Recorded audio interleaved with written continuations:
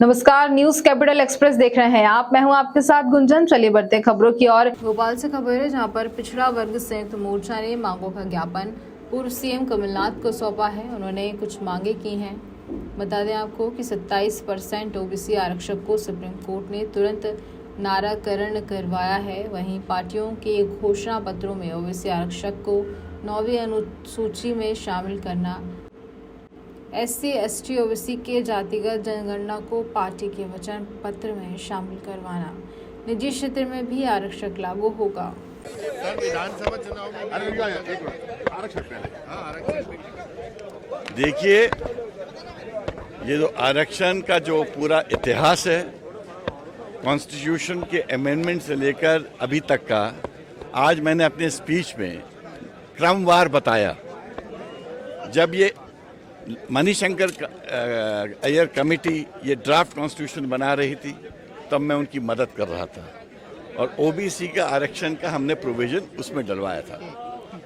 1993 में जब मध्य प्रदेश में कॉन्स्टिट्यूशनल अमेंडमेंट के बेसिस पे पंचायती राज अधिनियम आया और नगर पालिका के अधिनियम में भी अमेंडमेंट्स आए, उसमें 27% रिजर्वेशन हम उस वक्त ले आए थे और 10 साल तक वो आरक्षण चला। कई म्यूनिसिपैलिटी के चुनाव उसके बेसिस पे हुए, कोई विवाद नहीं था। सर, अभी दिक्कत कहाँ आ रही है? दिक्कत क्योंकि चुनाव उसके बाद दिक्कत आई कि जब बीजेपी की सरकार आई तो तुरंत इसको स्टे करवा दिया गया। प्रॉब्लम है कि बीजेपी ओबीसी के आरक्षण के पक्षधर नहीं है, इसलिए बीजेपी इस प्रकार की बातें, गुमराह करने वाली बातें करती है। और कांग्रेस इस आरक्षण को लेके शुरू से, चाहे संविधान का संशोधन हो या कानून का संशोधन हो, और सबसे बड़ी बात, महाजन कमेटी यहाँ पर 80 के दशक में बनी थी। उस महाजन कमेटी ने ओबीसी को आइडेंटिफाई किया था, उसके बेसिस पे 5-6 चुनाव हो गए। क्या आपके पास आप सुप्रीम कोर्ट को ये नहीं बता सकते थे एज स्टेट गवर्नमेंट कि आप गवाली की किसकी बात कर रहे हो? हम तो गवाली को 3 दशक पहले कर चुके हैं, हमारा आइडेंटिफिकेशन हो चुका है, हमारे 6 चुनाव हो चुके हैं। तो प्रॉब्लम इस स्टेट की है कि ये इनको ना तो इतिहास पता है, ना रुचि है इस आरक्षण में। लगातार ये कहते हैं कि कांग्रेस जो है, उस रिपोर्ट में क्या ऐसी बातों का जिक्र नहीं था? महाजन रिपोर्ट का हवाला नहीं था? किसमें? जो भी इन्होंने अपनी कल्याण आयोग बनाई, जो उसकी रिपोर्ट कोर्ट में पेश, वो तो उन्होंने आनंद फानन में वो रिपोर्ट उन्होंने जल्दी से सुप्रीम कोर्ट में पेश की, एक रिव्यू।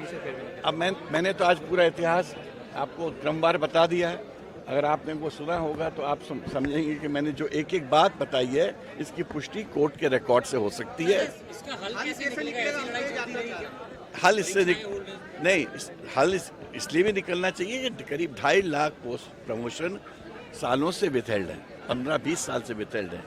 जो सरकारी कर्मचारी हैं उनको प्रमोशन नहीं मिल रहा है और कोई इनके तरफ से वो प्रयास नहीं हो रहा है। अच्छा, वो फॉरगेट 27%, 14 में भी नहीं मिल रहा है। प्रॉब्लम तो दूसरी बात है कि आप 27 की तो दूर रहे, उन बेचारों को 15 साल हो गए हैं, स्टेटस को ऑर्डर है सुप्रीम कोर्ट का, 14% में भी नहीं मिल रहा है। तो मेरा यही कहना है कि जो अन्याय हो रहा है ओबीसी वर्ग के साथ मध्य प्रदेश में, ये असहनीय है।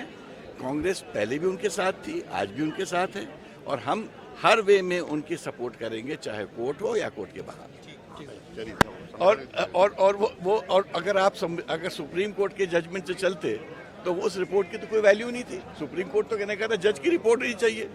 हम लोग तो इसलिए चुप रहे क्योंकि हम लोग ओबीसी के पक्षधर थे, इसलिए हम लोगों ने कुछ भी नहीं बोला और हमने कहा चलो उस रिपोर्ट के बेसिस पे भी अगर ओबीसी के पक्ष को रिप्रेजेंटेशन मिल रहा है, आज हम मिलने देंगे, क्योंकि ओबीसी का ये अधिकार है। बीजेपी तो कांग्रेस पर आरोप लगाती है कि जो ओबीसी का जो मुद्दा रहा 27%